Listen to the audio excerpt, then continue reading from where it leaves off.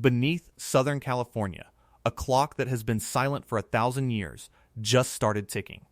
Scientists confirmed it in June of 2026.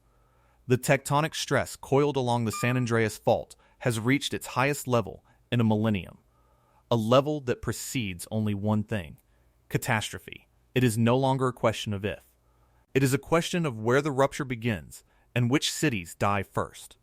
When we talk about the big one, we talk about Los Angeles. We talk about San Francisco. But we are talking about the wrong places. The real frontline is a string of communities built directly on top of the scar itself.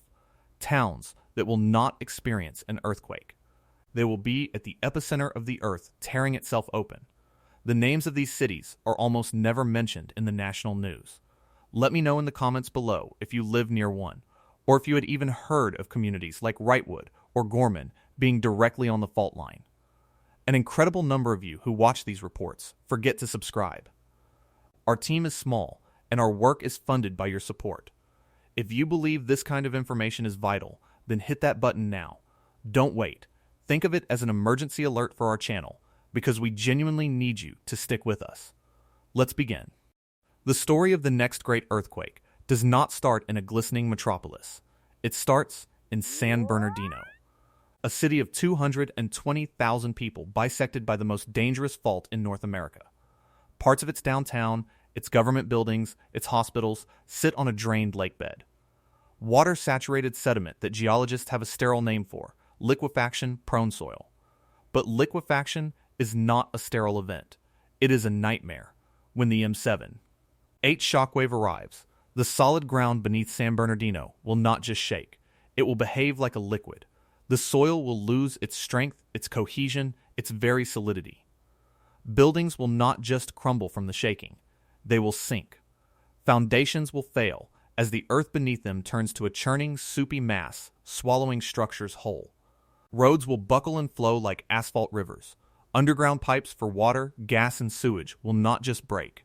They will be torn apart, twisted into unrecognizable shapes as the ground loses all integrity. The USC's shakeout scenario, the most comprehensive model of this very event, is not subtle.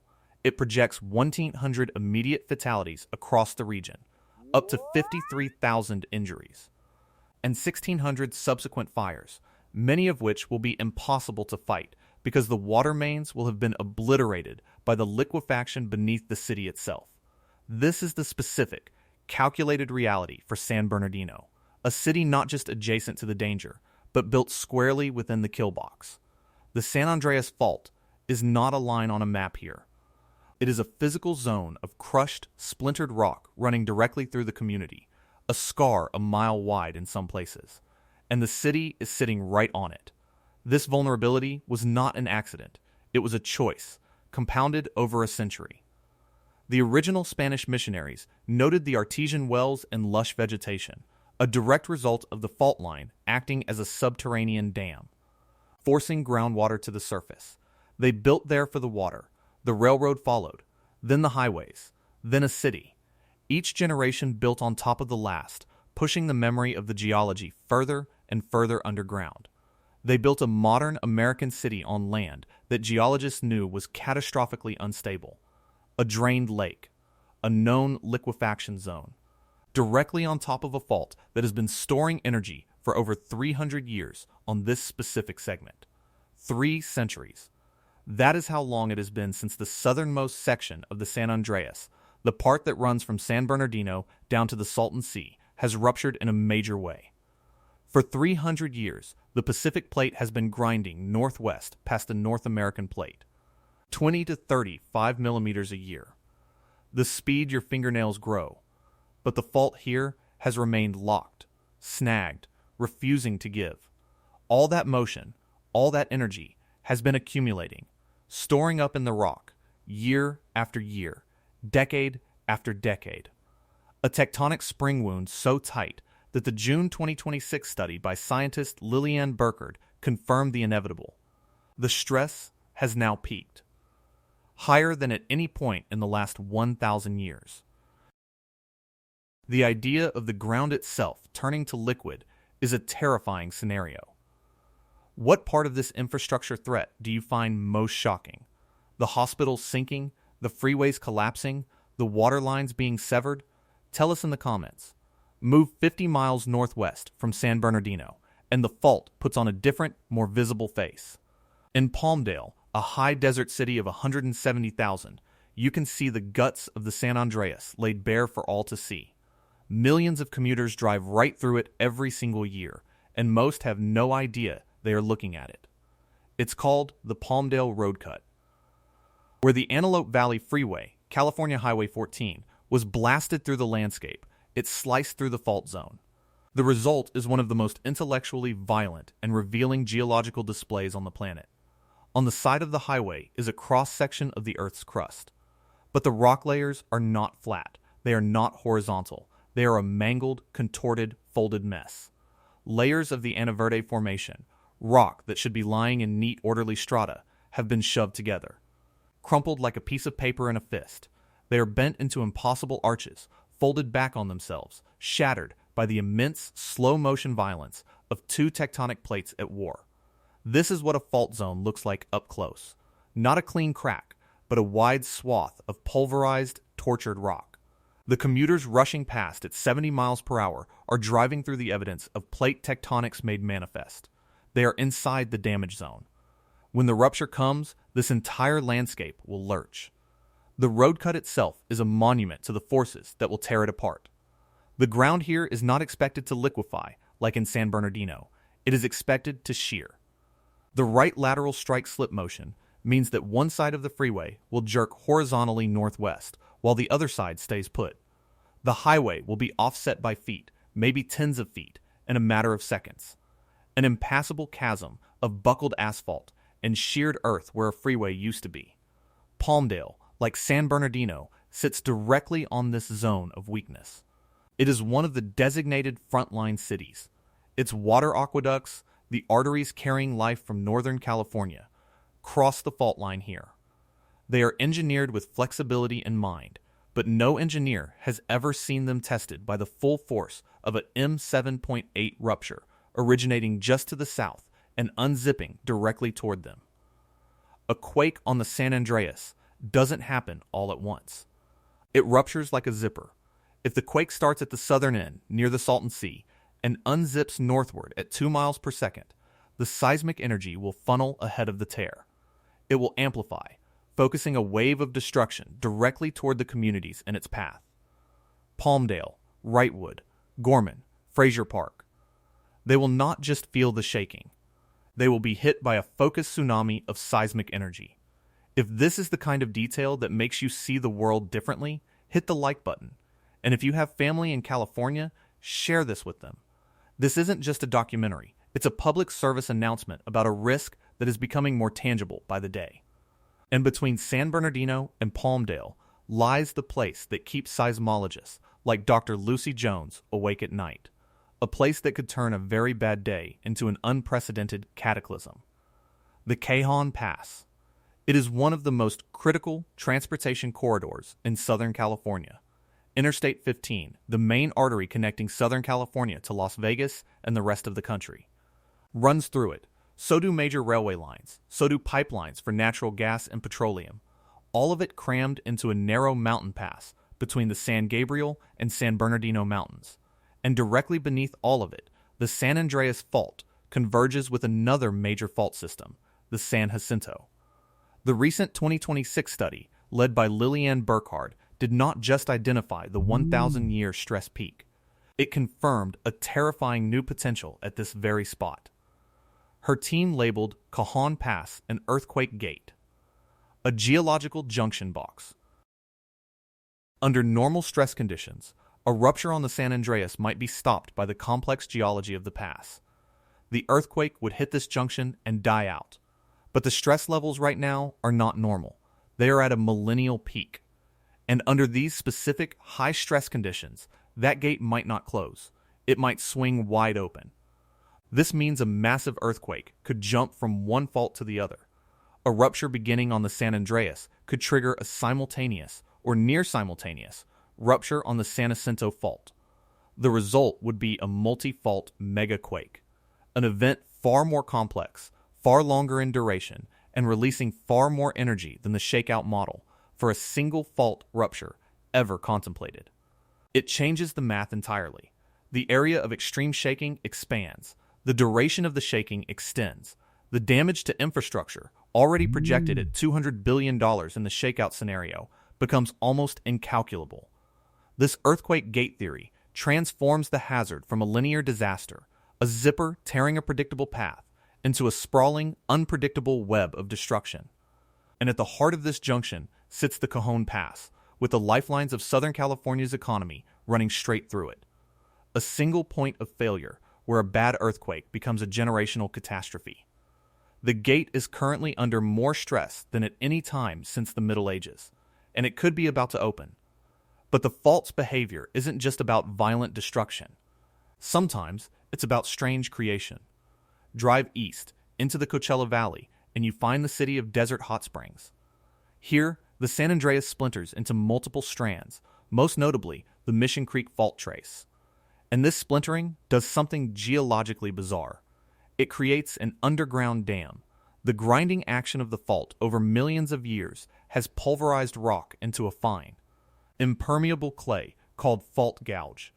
This clay forms a barrier deep within the earth, blocking the natural flow of groundwater. On one side of the fault, water gets trapped and heated by geothermal energy, creating natural hot springs that gave the city its name and its spa industry.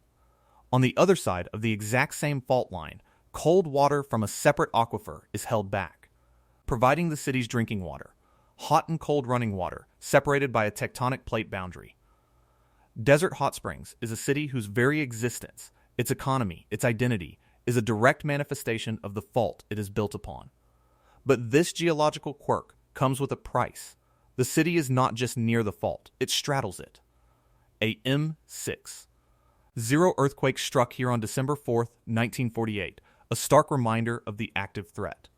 When the M7.8 shakeout rupture begins to the south, Desert Hot Springs will be one of the very first communities to be hit. The splintering of the fault here means the shaking will be complex and chaotic. Multiple fault strands could rupture simultaneously, creating a whipsawing motion that is uniquely destructive to buildings. The very ground that separates the hot and cold aquifers could be violently sheared, potentially altering the hydrology of the entire region in an instant. The spas and resorts could lose their hot water, while the city's drinking supply could be compromised. It's a strange parasitic relationship. The fault gives the city its lifeblood, and one day it will try to take it all away. Not every part of the fault has been quiet for centuries. There is a small, unincorporated community in Monterey County that serves as the world's most important earthquake laboratory. Parkfield, California. Population, a few dozen. Nickname, the earthquake capital of the world. This specific, 25-mile-long central segment of the San Andreas behaves with an almost unnerving regularity. It produces a moderate, magnitude 6.0 earthquake roughly every 22 years. 1857, 1881, 1901, 1934, 1966. The pattern was so reliable that in the 1980s, the USGS and California Geological Survey flooded Parkfield with instruments, hoping to capture an earthquake in the act.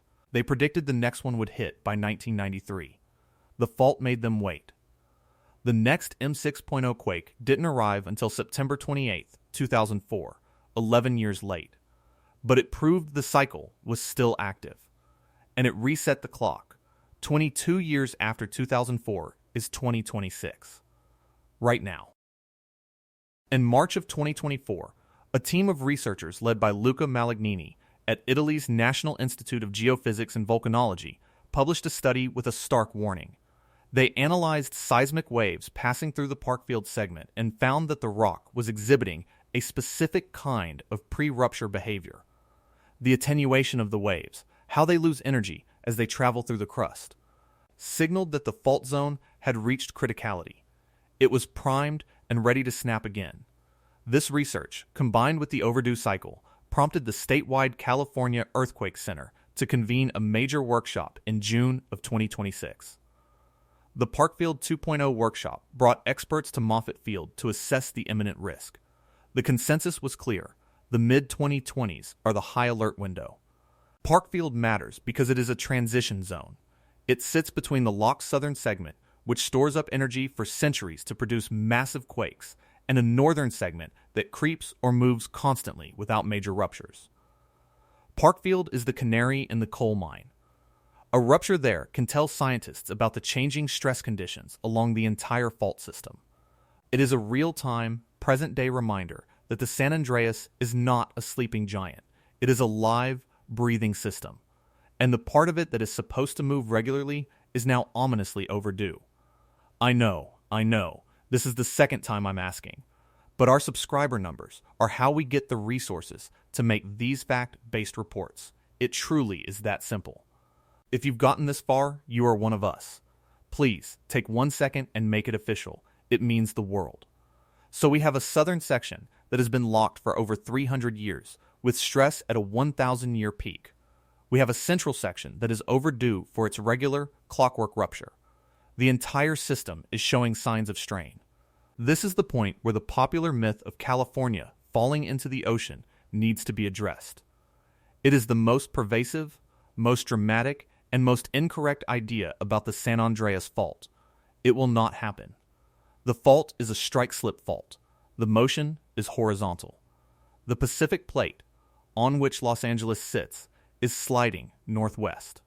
The North American Plate, on which San Francisco sits, is sliding southeast. Los Angeles is moving toward San Francisco at about 2 inches per year. There is no mechanism for a piece of the continent to break off and sink. The plates are grinding past each other, not pulling apart. Another misconception is that the fault is a single, clean crack in the earth. It is not. As we see in Palmdale and San Bernardino, the San Andreas is a fault zone. A wide, complex system of parallel fractures, crushed rock, and splintering segments that can be up to a mile across. This is why cities built on the fault are in such profound danger. They are not just on a line, they are inside a zone of profound geological weakness. And while the M7, 8 shakeout scenario is devastating, it is also important to understand the physical limits. The San Andreas is a relatively shallow fault, extending only about 10 to 12 miles deep. Because of this, and its total length of 800 miles, it physically cannot produce an apocalyptic, world-ending M9.0 earthquake like the one that struck Japan in 2011. The maximum credible earthquake for the San Andreas is capped at around a magnitude 8.3. That is still a monster. An event that would release dozens of times more energy than the 1994 Northridge quake. An event that would reshape Southern California in minutes. But it is not a planet killer.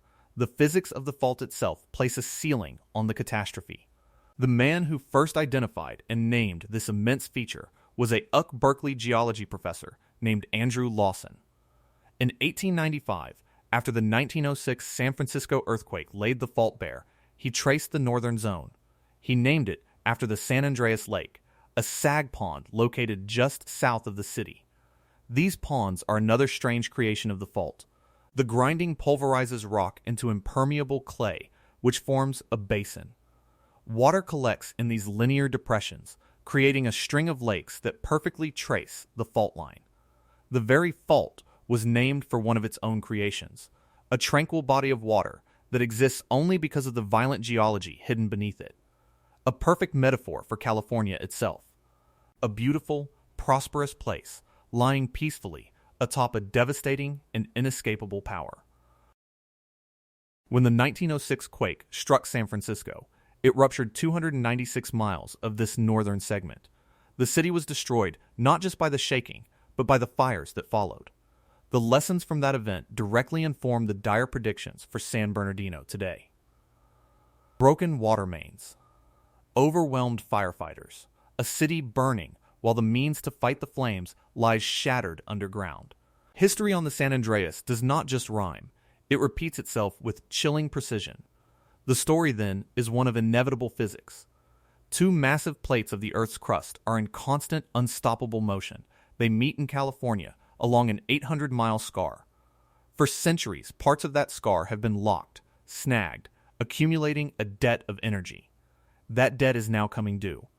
The evidence is no longer theoretical. A 1,000-year stress peak. An overdue rupture cycle at Parkfield. the discovery of the earthquake gate at Cajon Pass, capable of turning a great quake into an unprecedented one. The front line of this event will not be the financial district of Los Angeles or the iconic hills of San Francisco. It will be in the quiet suburbs of San Bernardino, where the ground turns to liquid. It will be on the commuter freeways of Palmdale, torn asunder by shearing forces. It will be in the spa town of Desert Hot Springs, where the strange geology that gives it life becomes the agent of its destruction. Wrightwood, Fraser Park, Daly City, Point Reyes Station, Bodega Bay. These are the places that will bear the initial, most violent brunt of the rupture. They are built on ground that is not just unstable, but is destined to move tens of feet in a matter of seconds. The shakeout scenario's $200 billion damage estimate is just a sterile number. The reality will be measured in collapsed homes, severed highways, and communities cut off from the rest of the world.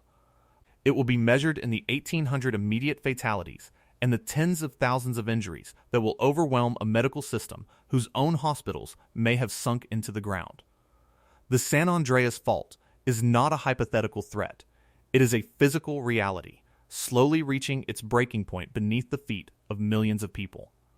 The science is now telling us that the long, quiet period is ending. The clock is ticking, louder than it has in a millennium. And the first bill will be paid by the cities that gambled on building their homes directly on top of the most famous and most feared crack on Earth. The final irony is that the landscape will eventually heal. The plates will continue their slow, silent dance. But the cities built in the path of that dance are not geological entities. They are fragile human constructs. And when the Earth finally shrugs, their survival will depend on how well